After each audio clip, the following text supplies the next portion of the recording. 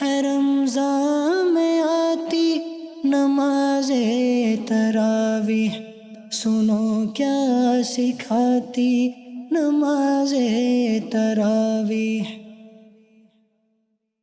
الحمد لله رب العالمين والصلاة والسلام على سيد المرسلين أما بعد فأعوذ بالله من الشيطان الرجيم بسم الله الرحمن الرحيم الصلاة والسلام عليك يا رسول الله وعلى آلك وأصحابك يا حبيب الله الصلاة والسلام عليك يا نبي الله وعلى آلك وأصحابك يا نور اللہ۔ پیارے اسلامی بھائیوں، مدنی چینل کے ناظرین، ہم آج پھر اپنے سلسلے درس تراویح میں آپ کو خوش آمدید کہتے ہیں۔ بیان سننے سے پہلے اچھی نیتیں بھی فرما لیجئے کہ فرمان مصطفیٰ صلی اللہ علیہ وسلم ہے، نیت المؤمن خیر من عملہ، مومن کی نیت اس کے عمل سے بہتر ہے۔ مدنی چینل کے ناظرین، آج کے اس سلسلے میں آپ سماعت فرمائیں گے قرآن مجید فرقان حمید سے 25ویں پارے کے بارے میں کچھ گفتگو۔ آئیے پہلے کچھ مختصر تعارف سماعت فرمائیے۔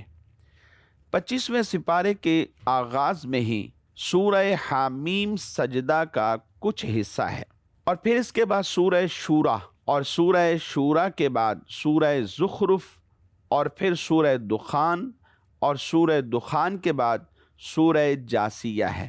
25ویں سپارے کے آغاز میں سورہ شورا اور من جملہ اس پارے میں جو مرکزی عنوانات ہیں، آئیے اس کے حوالے سے سماعت فرمائیے۔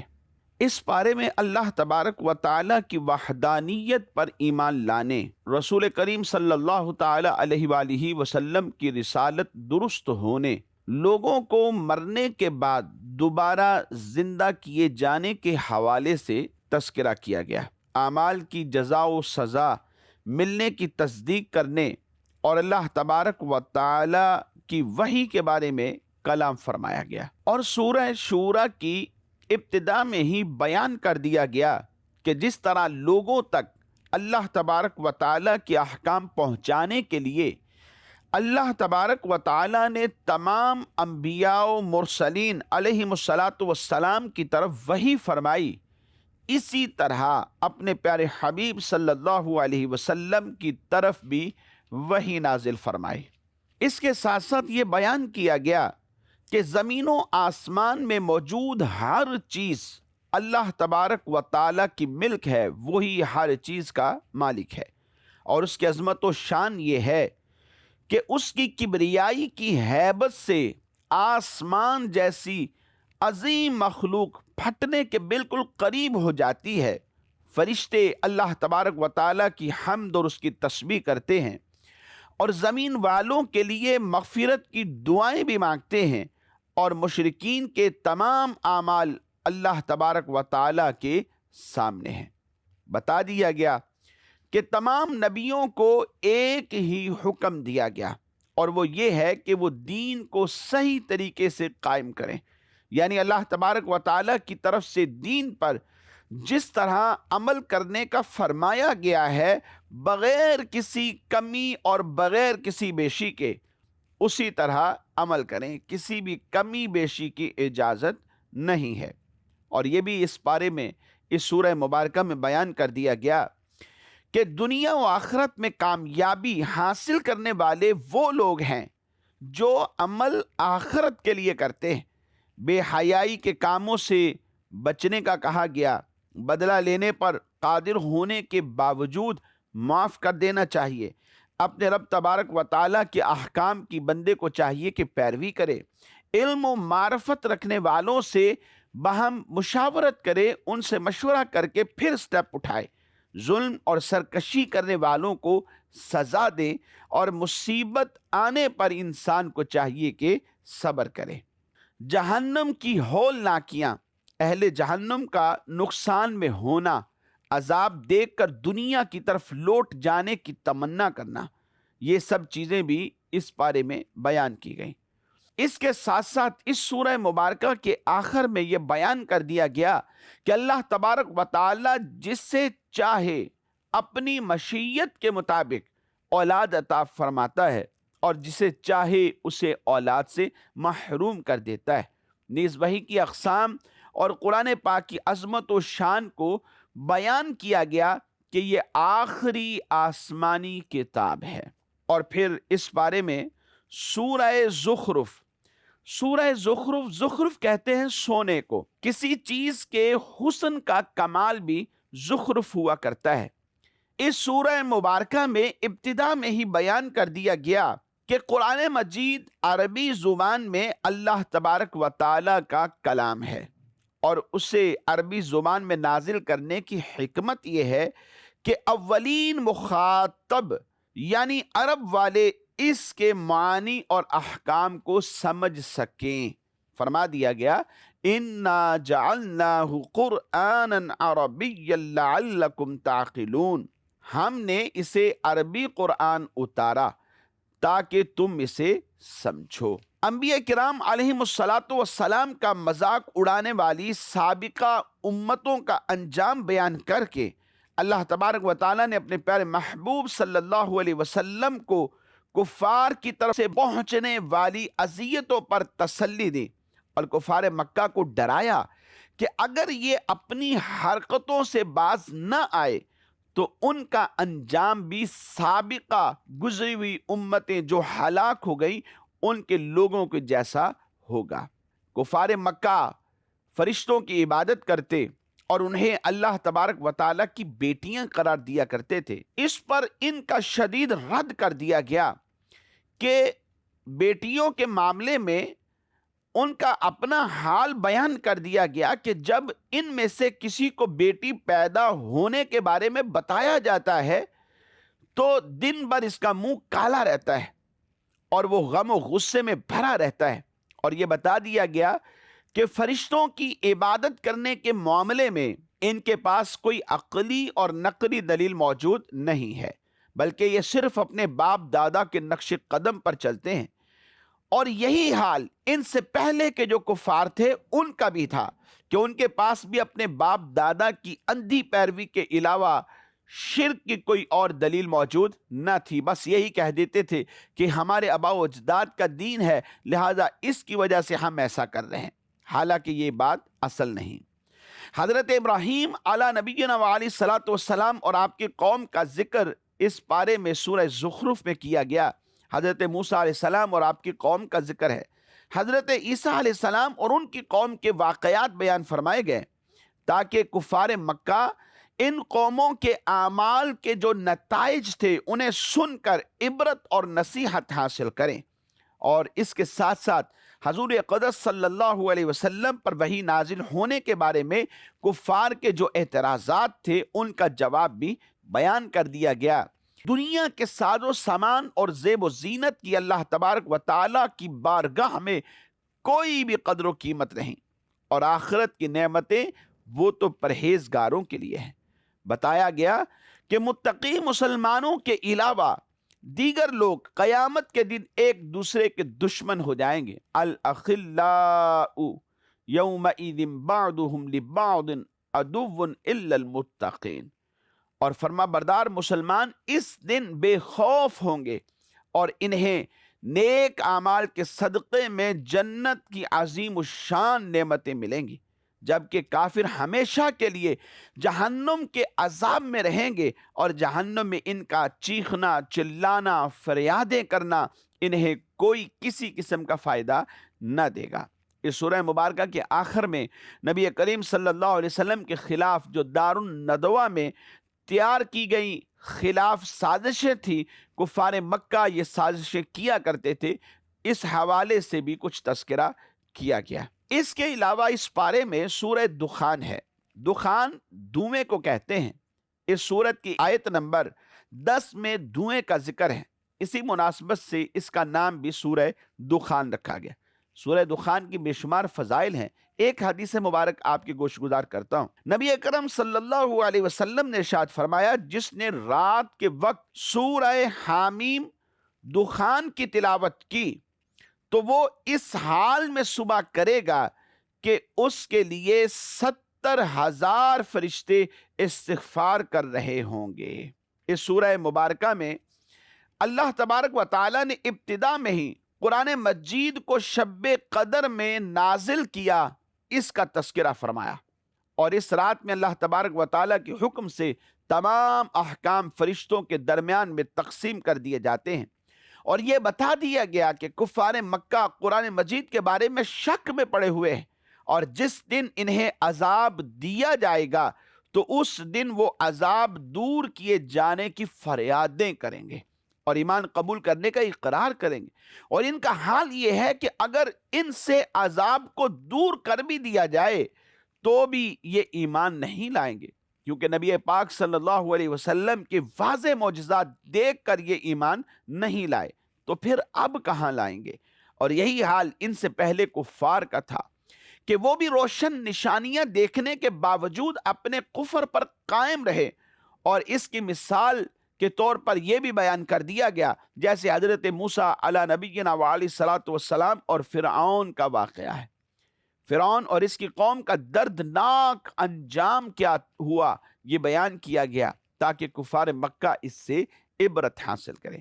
اس کے ساتھ ساتھ اس سورہ مبارکہ کے آخر میں نیک لوگوں کا ٹھکانہ اور برے لوگوں کا ٹھکانہ بیان کیا گیا تاکہ نیک لوگ خوش ہو جائیں اور برے لوگ دردناک عذاب سے ڈر جائیں اور اپنے برے افعال سے باز آ جائیں۔ سورہ جاسیہ بھی اسی پارے میں ہے۔ جاسیہ کا مطلب ہوتا ہے زانوں کے بل گرا ہوا۔ اس سورت کی آیت نمبر 28 میں یہ بیان کیا گیا کہ قیامت کی ہولناکیوں کی شدت سے ہر امت زانوں کے بل گری ہوئی ہوگی۔ اسی مناسبت سے اس سورہ مبارکہ کو سورہ جاسیہ کہا گیا۔ اس کی ابتدا میں آسمانوں اور زمین میں انسانوں کی تخلیق اور جانوروں میں، رات اور دن کی تبدیلیوں میں، آسمان سے بارش نازل کر کے بنجر زمین کو سرسبز و شاداب کرنے میں، اور ہواؤں کی گردش میں اللہ تعالیٰ کی قدرت اور وحدانیت کی نشانیاں موجود ہیں۔ تو ان نشانیوں کو جھٹلا کر مشرکین کون سی بات پر ایمان لائیں گے؟ قرآن مجید کی آیتیں سن کر ایمان لانے سے تکبر کرنے والے، اپنے کفر پر قائم رہنے والے، اور قرآن مجید کی آیتوں کا مذاق اڑانے والے اور اس کی ہدایت کو نہ ماننے والوں کو جہنم کے دردناک عذاب کی وعید بھی اس سورہ مبارکہ میں سنائی گئی۔ برے کام کرنے والوں کو بتایا گیا کہ وہ اچھے کام کرنے والوں جیسے نہیں، اور ان کی زندگی اور موت برابر نہیں۔ نیز کفار کے احوال اور ان کے گروہوں کے برے افعال کا بیان بھی سورہ مبارکہ میں کیا گیا۔ مردوں کو دوبارہ زندہ کیے جانے پر دلائل دیے گئے، اور اس سورت کے آخر میں قیامت کے دن کی ہولناکیاں بیان کی گئیں۔ نیک اعمال کرنے والے مسلمانوں اور کفار کے انجام کے بارے میں بتایا گیا، اور اللہ تبارک و تعالیٰ کی عظمت و کبریائی کا بیان بھی اس سورہ مبارکہ میں موجود ہے۔ مدنی چینل کے ناظرین، یہ تو تھا 25ویں سپارے کا ایک مختصر خلاصہ۔ 24ویں سپارے کے آخر میں ایک بات کی طرف میں آپ کی توجہ دلاتا ہوں۔ اللہ تبارک و تعالیٰ نے ارشاد فرمایا، من عمل صالحا فلنفسہ ومن اساء فعلیہا وما ربک بظلام للعبید۔ جو نیکی کرے وہ اپنے بھلے کے لیے کرے، اور جو برائی کرے تو اپنے برے کو، اور تمہارا رب بندوں پر ظلم نہیں کرتا۔ یعنی جو نیکی کر رہا ہے اس کا فائدہ اس کی ذات کو ہے، اور جو برائی کرے گا اس کا نقصان بھی اسے ہی پہنچے گا۔ اس کے بعد بات یہ تھی کہ آیا کہ اس کا فیصلہ ہوگا کب؟ یعنی جو جنتی ہیں جنت میں اور دوزخی دوزخ میں چلے جائیں گے، تو یہ کب ہوگا؟ تو کہا یہ اس دن کہ جب قیامت کا دن قائم ہوگا، پھر حساب و کتاب ہوں گے، اور جو اہل محشر ہیں ان میں جو لوگ جنت کے مستحق ہیں وہ جنت میں چلے جائیں گے، اور جو لوگ جہنم کے مستحق ہیں، برے اعمال کرنے والے، وہ جہنم میں چلے جائیں گے۔ اور یہ قیامت کب ہوگی، اس کا علم کس کے پاس ہے؟ 25ویں سپارے کے شروع میں ہی سے بیان فرما دیا گیا۔ الیہ یرد علم الساعہ وما تخرج من ثمرات من اکمامها وما تحمل من انثى ولا تضع الا بعلمه ويوم يناديهم اين شركائي قالوا آذناك ما منا من شہید۔ فرما دیا گیا کہ قیامت کے علم کا جو حوالہ ہے وہ اللہ ہی کی طرف لوٹایا جاتا ہے، اور کوئی پھل اپنے غلاف سے نہیں نکلتا، اور نہ کوئی مادہ حاملہ ہوتی ہے، اور نہ وہ بچہ جنتی ہے مگر اس کے علم سے۔ اور جس دن وہ انہیں ندا فرمائے گا میرے شریک کہاں ہیں، تو کہیں گے ہم تجھ سے کہہ چکے ہیں کہ ہم میں کوئی گواہ نہیں۔ یعنی اس دن وہ تمام شریک کے جو دنیا میں جن کی یہ پوجا کیا کرتے تھے، عبادت کرتے تھے اور اللہ کے شریک ٹھہراتے تھے، اس دن یہ کہیں گے، برملا اس کا یہ اظہار کریں گے کہ ہم یہ کہہ چکے ہیں کہ ہم میں کوئی گواہ نہیں ہے۔ اس سورہ مبارکہ میں یہ بیان کر دیا گیا کہ قیامت کب آئے گی۔ قیامت کا علم اللہ تبارک و تعالی کے پاس ہے۔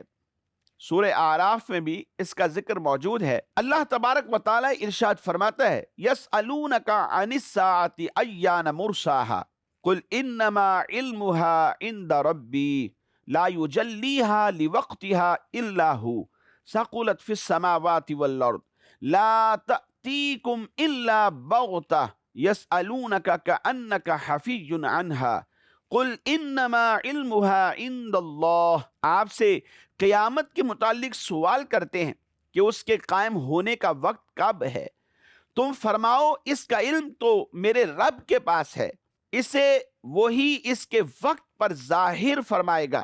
وہ آسمانوں اور زمین میں بھاری پڑ رہی ہے۔ ثقلت فی السماوات والارض لا تأتیکم الا بغتہ، اچانک آئے گی۔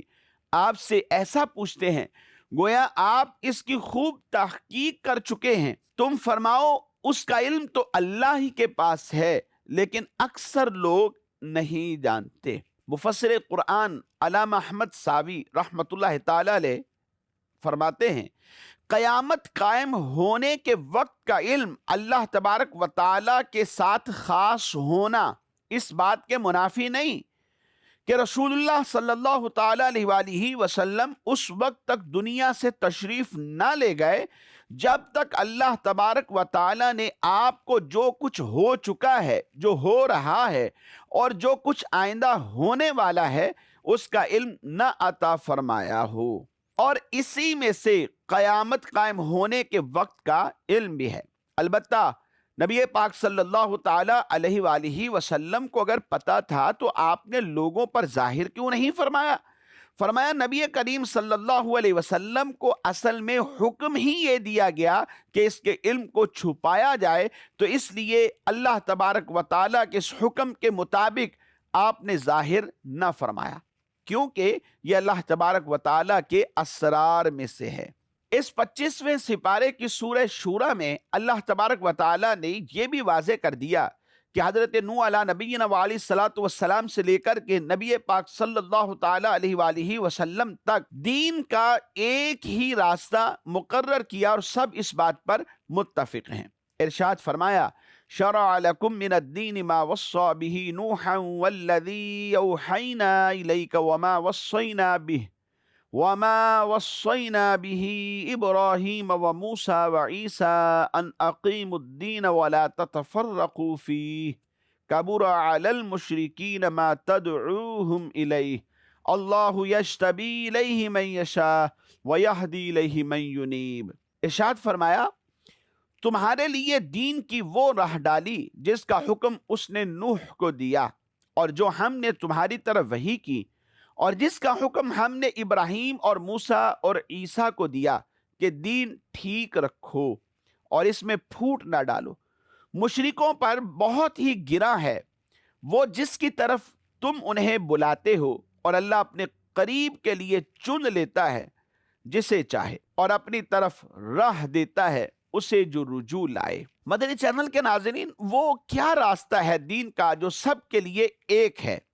اس کے حوالے سے اس کے بارے میں فرمایا کہ وہ راستہ یہ ہے کہ دین اسلام کو قائم رکھو اور اس میں پھوٹ نہ ڈالو۔ میں نے تمہارے لیے بھی یہی راستہ مقرر کیا ہے، لہذا تم اللہ کی توحید اور اس کی فرما برداری، اس پر اور اس کے رسولوں پر، اس کی کتابوں پر، روز جزا پر اور باقی تمام ضروریات دین پر، یعنی جو کچھ بھی نبی کریم صلی اللہ علیہ وسلم لے کر آئے ہیں ان تمام پر ایمان لاؤ۔ اپنے اوپر اس بات کو لازم کر لو جو بیان کر دیا گیا، کیونکہ یہ امور تمام انبیاء کرام علیہم الصلاۃ والسلام کی امتوں کے لیے یکساں لازم ہے۔ خلاصہ یہ ہے کہ دین کے اصول میں تمام مسلمان، خواہ وہ کسی زمانے یا کسی امت کے ہوں، سب یکساں ہیں اور ان میں کوئی اختلاف نہیں رہا۔ البتہ احکام میں امتیں اپنے احوال اور خصوصیات کے اعتبار سے جدا گانا ہیں، جیسا کہ اللہ تبارک و تعالیٰ نے ارشاد فرمایا لِكُلٍّ جَعَلْنَا مِنْكُمْ شِرْعَةً وَمِنْهَاجًا، ہم نے تم سب کے لیے ایک ایک شریعت اور راستہ بنایا ہے۔ اس آیہ مبارکہ میں جو پیچھے سورہ شورى کی گزر چکی ہے، حضرت نوح علیہ السلام کا پہلے ذکر کرنے کی حکمت کیا ہے؟ مفسرین فرماتے ہیں چونکہ آپ صاحب شریعت انبیاء کرام علیہم السلام سے پہلے نبی ہیں، اور یہاں صرف ان 5 انبیاء کرام علیہم السلام کا ذکر اس لیے فرمایا گیا کہ ان کا رتبہ دیگر انبیاء کرام علیہم السلام سے بڑا ہے۔ یہ اولو العزم ہے اور ان میں سے ہر ایک کی ایک مستقل شریعت ہے۔ اس کے علاوہ مدنی چینل کے ناظرین، بیان کر دیا گیا کہ اپنے بندوں میں سے اللہ تبارک و تعالی جس کو چاہے اپنی مرضی، اپنی مشیت کے مطابق رزق بھی عطا فرماتا ہے۔ اور اس کے ساتھ ساتھ اس پارے میں یہ بھی بیان کر دیا گیا کہ اللہ تبارک و تعالی اپنے بندوں پر لطف فرماتا ہے، انہیں رزق عطا فرماتا ہے، نیک ہوں بد ہوں، سبھی اللہ تبارک و تعالی کے اس کرم میں داخل ہیں، سب کو رزق ملتا ہے، کسی کو زیادہ، کسی کو کم، کسی کو درمیانہ، لیکن انسان کو چاہیے کہ ہر حال میں اپنے رب کی رضا پہ راضی رہے، کم ملے تب بھی راضی رہے، حرام میں ہاتھ نہ ڈالے اور اپنے رب تبارک و تعالی کو راضی کرنے کی کوشش کرے اور آخرت کی فکر رکھے۔ کیوں؟ فرمایا من کان یرید حرث الآخرۃ نزد لہ فی حرثہ ومن کان یرید حرث الدنیا نؤتہ منہا وما لہ فی الآخرۃ من نصیب۔ جو آخرت کی کھیتی چاہتا ہے تو ہم اس کے لیے اس کھیتی میں اضافہ کر دیتے ہیں، اور جو دنیا کی کھیتی چاہتا ہے تو ہم اسے اس میں سے کچھ دیتے ہیں اور آخرت میں اس کا کچھ حصہ نہیں۔ اس سے پتہ یہ چلا کہ جب انسان آخرت کی فکر کرتا ہے دنیا خود بخود اس کے پیچھے ہے، لیکن اگر یہ دنیا کے پیچھے چلتا ہے تو پھر آخرت کھو بیٹھتا ہے۔ اس لیے مدنی چینل کے ناظرین، انسان کو زندگی اللہ تبارک و تعالیٰ کے احکام کے مطابق گزارنی ہے اور ہر حال میں ہر وقت ایسا عمل کرنا ہے جس سے اللہ تبارک و تعالیٰ راضی ہو۔ حکیم لقمان رحمت اللہ تعالیٰ علیہ اپنے بیٹے کو نصیحت کرتے ہوئے فرماتے ہیں میرے بیٹے، اے میرے نور نظر، اے میرے چشم و چراغ، اے میرے لخت جگر، کبھی بھی آخرت پر دنیا کو ترجیح نہ دینا، ورنہ کیا ہوگا؟ دنیا بھی چلی جائے گی اور آخرت بھی ہاتھ نہ آئے گی۔ ہر وقت آخرت کو دنیا پر ترجیح دینا، یعنی آخرت کو مقدم رکھنا، اس کا فائدہ کیا ہوگا؟ فرمایا کہ تمہیں آخرت بھی مل جائے گی، آخرت بہتر ہو جائے گی اور دنیا بھی ساتھ ساتھ اس کے پیچھے چلتی چلی آئے گی۔ اللہ تبارک و تعالیٰ اپنی رضا کے لیے ہمیں زندگی گزارنے کی توفیق نصیب فرمائے، آمین بجاہ النبی الامین صلی اللہ علیہ وسلم۔ ہے رمضان میں آتی نماز تراویح، سنو کیا سکھاتی نماز تراویح۔